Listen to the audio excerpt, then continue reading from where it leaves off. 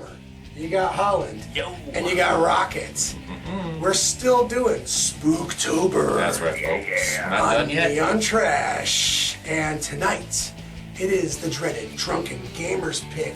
Deanie Boy, what'd you pick? Well, I picked this movie that I've been watching since I was like 5 years old. To say it's comfort food is an understatement.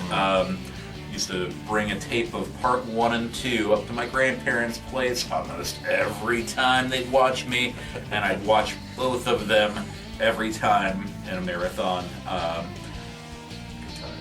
We're watching Ghostbusters 1 tonight. Yeah! The first one. Yeah. Uno. I mean, one of my favorite movies of all time. I've watched it so many times, and you'd think, Dean, you've watched it 500 times. Why do you want to watch it again? 'Cause it's good.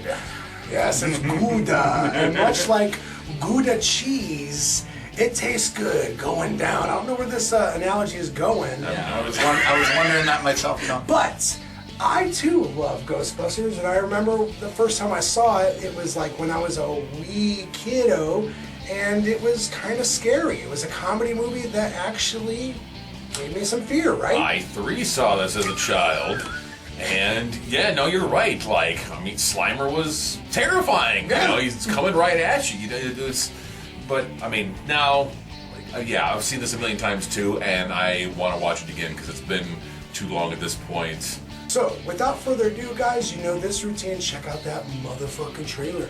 Peep that shit. When we get back, you're gonna know our opinions on who you're gonna call. Ghosts, they're real, they're here, and someone's got to stop them. It's a job for professionals. It's a job for the Ghostbusters. Hey, anybody see a ghost?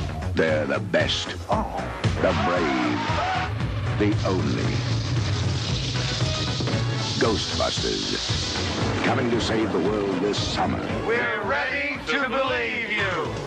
Who you gonna call? Rated PG. We are back from watching Ghostbusters, and it's as good as it's ever been. I really don't need to say a whole lot about this movie other than the fact that it created an entire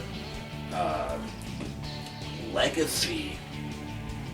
Be it video games, be it movies, be it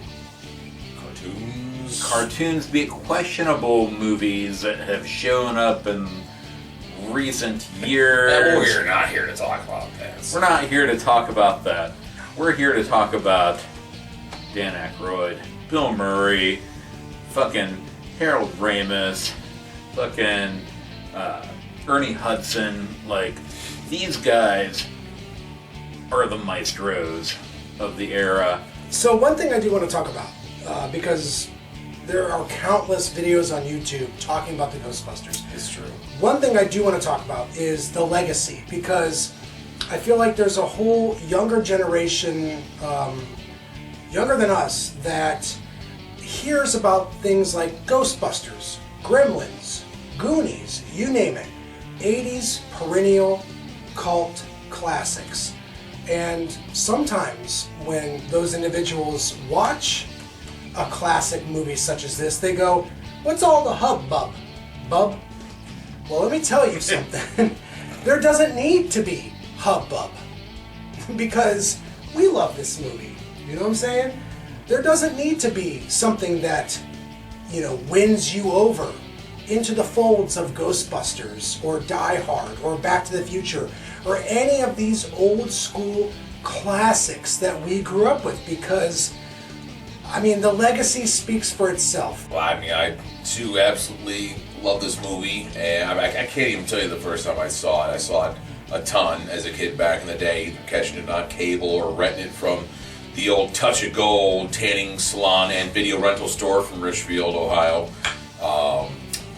And I think that the problem, I think a lot of people or younger folk might have today is that they're watching this out of context of the 80s. You know, they might, you know, watch a little bit of Stranger Things, so maybe they got a little snapshot of what the 80s were kind of like, even though that kind of whitewashes a lot of the 80s here, you know. So, you know, it's just, there's just something lost in translation for them, you know. And so you really can't fault them for not getting it as much as we did, because I mean we, you know, grew up in this stuff, so we see things.